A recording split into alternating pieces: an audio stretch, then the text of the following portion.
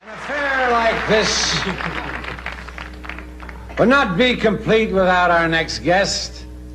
He's famous for his after-dinner speeches. He's one of the legends of show business, and he certainly needs no introduction, so... You... But here he is, a wonderful man.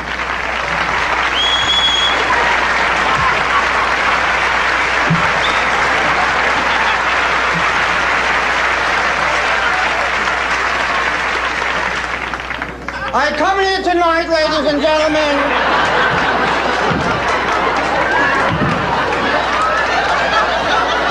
on this sad and solemn occasion to salute our dearly departed friend, Don Rickles. Words alone cannot convey the grief that I feel in my heart for this wonderful man who was taken away from us all too soon.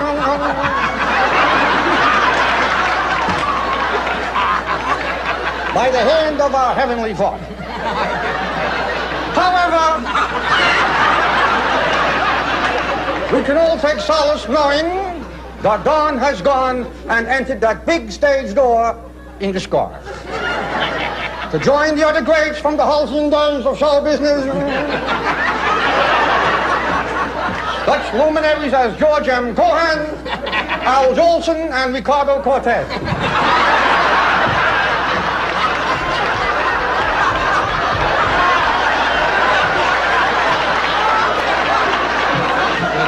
Ladies and gentlemen, Don Rickles shall not pass this way again, and for that we can all be grateful. But let me just for a moment recount to you those last poignant days in Don's life. Before the final curtain ran down for eternity,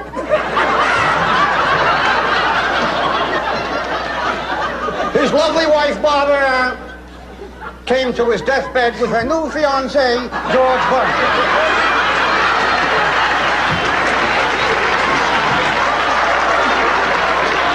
Under that surface of hatred and cruelty was a layer of warmth and love.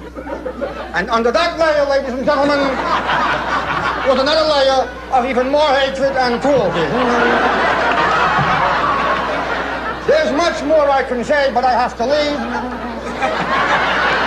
I'm doing a Morris Griffin, and now it is the request of the family that we all get into our limousines and drive out to Don's final resting place, the Forest Lawn Animal Cemetery.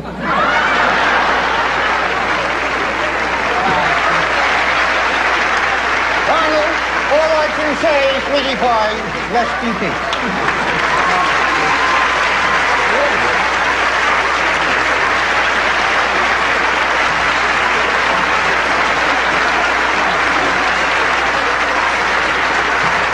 That's Mr. Touch of Callas, ladies and gentlemen.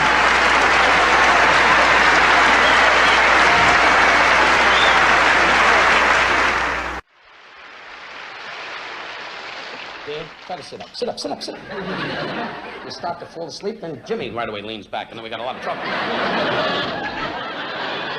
Anyway, Hubert, when I blow the whistle, move up too. Anyway.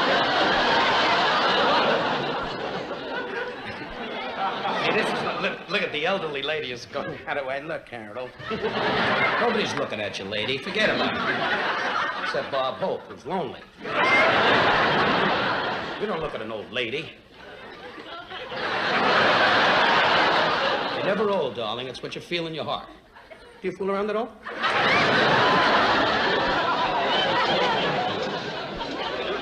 The man who probably knows Dean Martin better than anyone else is his television producer for the past 12 years. In order to handle talent like Dean, a producer has to be strong, vigorous, and forceful. Well, here he is, ladies and gentlemen. Dean's longtime producer, the dynamic, rugged Gary Von Gregson.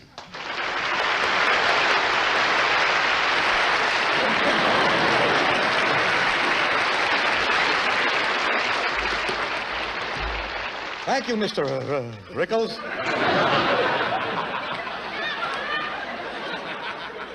As you say, I've been Dean Martin's television producer for 12 years. And the first thing I'd like to do tonight is to say hello to him. Well, which one is he?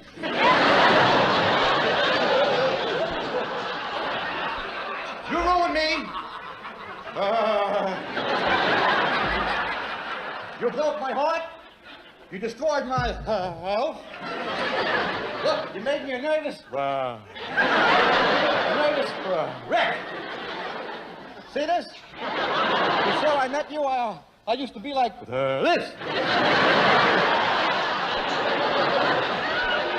He could drive you crazy with those cue cards.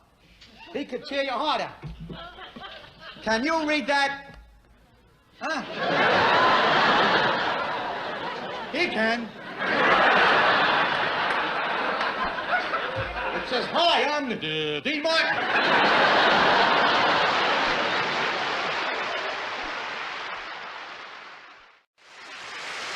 Tonight we have a surprise for you, and an even bigger surprise for our guest of honor. A person who knows more about Evel Knievel than anyone else in the world.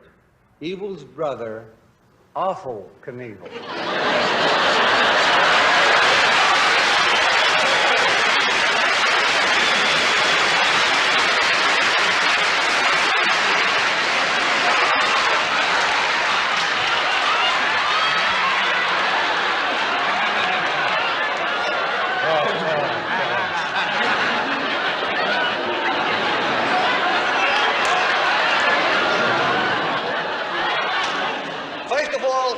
Let me say hello to my brother.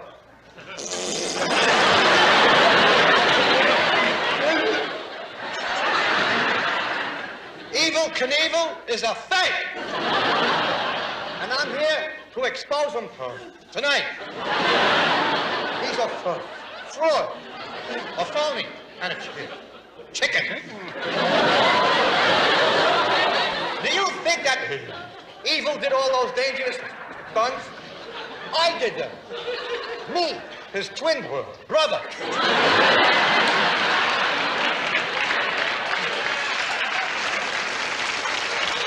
He got all the credit, and I did everything. When we were kids, he was afraid of his own shadow. In fact, I was his shadow. And another thing. Oh, I can hit it. Another thing about Evel. He can't stand pain. When he was born, the doctor spanked me. You think he likes speed? Well, let me tell you something. He's got a governor on his jacuzzi.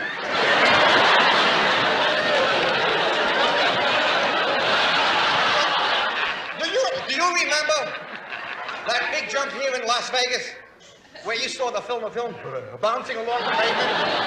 That was me. They drove Evel to the hospital in a fancy ambulance. I had 17 broken bones, and I had a hitchhike.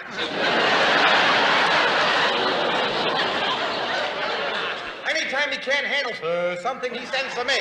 I even heard it from him on his wedding night.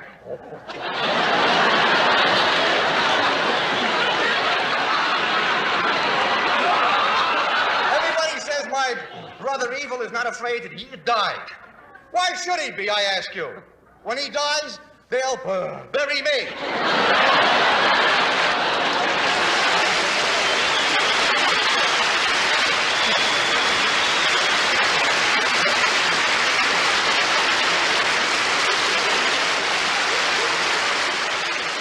That was Callas. Funny man. Charlie Callas.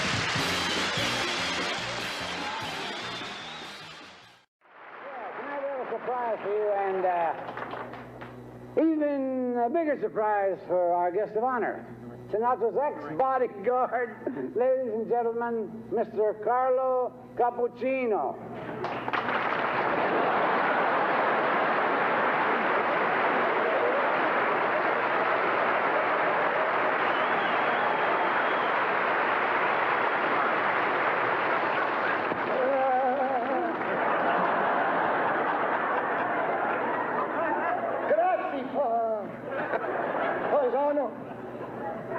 First of all, I'd like to to say, I'd like to say hello to some of Frank's friends.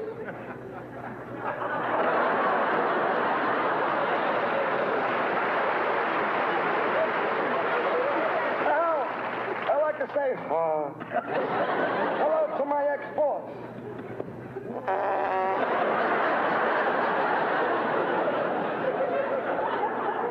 Look at him sitting there. He has no feeling. For 30 years, I was his bodyguard. And it wasn't easy. It took me 5 years just to find his body. Just say, you.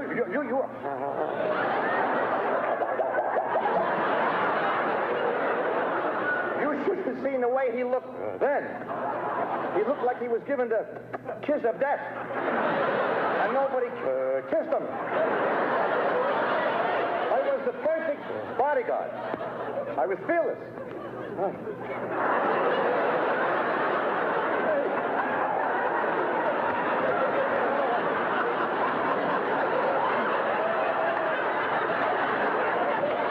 because I was brought up in a tough neighborhood. And it was really tough. You could walk 10 blocks and never leave the scene of a crime.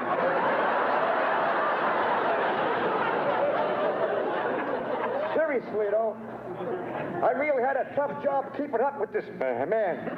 One day he's in England, next day he's in France, then he's in Germany. I can't tell you how many times I found him abroad.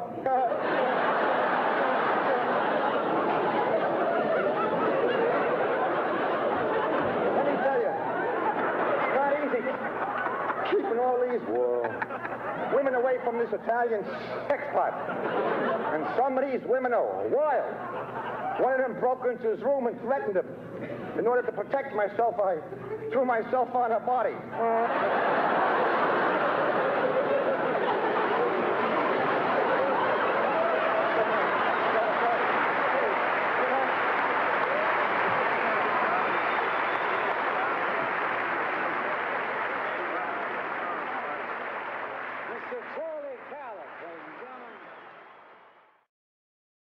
An affair like this would not be complete without our next guest. He's famous for his after-dinner speeches. He's one of the legends of show business, and he certainly needs no introduction. So. You crazy. But here he is, a wonderful man.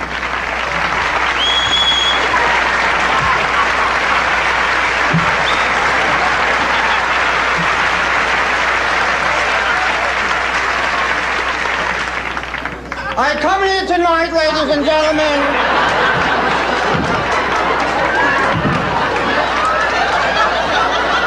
on this sad and solemn occasion to salute our dearly departed friend, Don Rickles.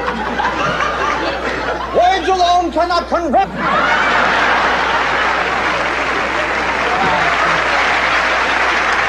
Donald, all I can say is really fine. Rest in peace.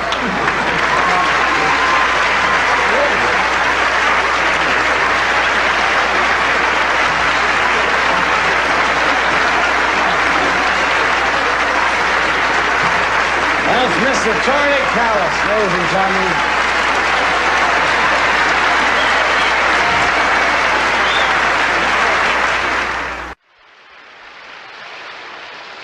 Dan, try to sit up. Sit up, sit up, sit up.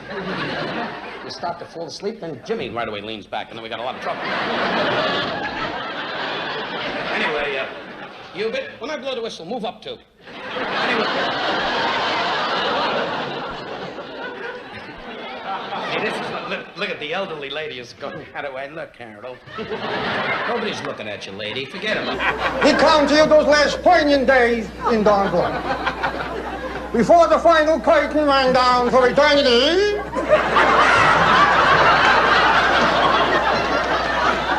his lovely wife, Barbara, came to his deathbed with her new fiancé, George Burns.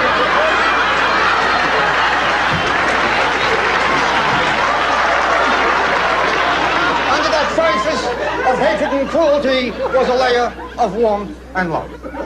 And under that layer, ladies and gentlemen, was another layer of even more hatred and cruelty. There's much more I can say, but I have to leave. I'm doing a Morris Griffin. And now it is the request of the family that we all get into our limousines and drive out to Don's final resting place, the Forest Lawn Animal Cemetery. The grief that I feel in my heart for this wonderful man who was taken away from us all too soon.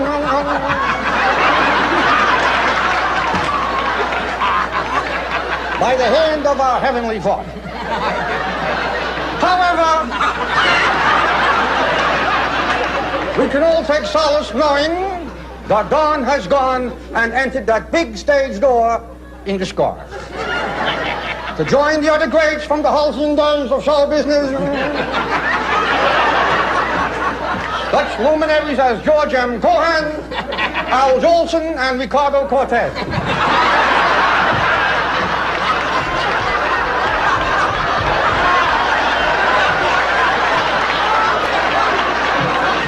Yes, ladies and gentlemen, Don Rickles shall not pass this way again, and for that we can all be grateful. But let me just for a moment... Except Bob Hope, who's lonely. You don't look at an old lady. You're never old, darling. It's what you feel in your heart. Do you fool around at all?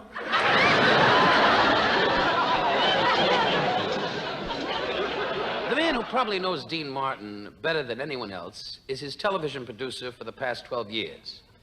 In order to handle talent like Dean, a producer has to be strong, vigorous, and forceful. Well, here he is, ladies and gentlemen. Dean's longtime producer, the dynamic, rugged, Gary Von Grexen.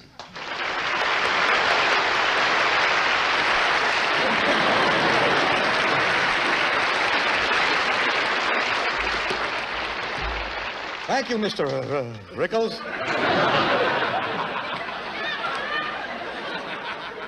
As you say, I've been Dean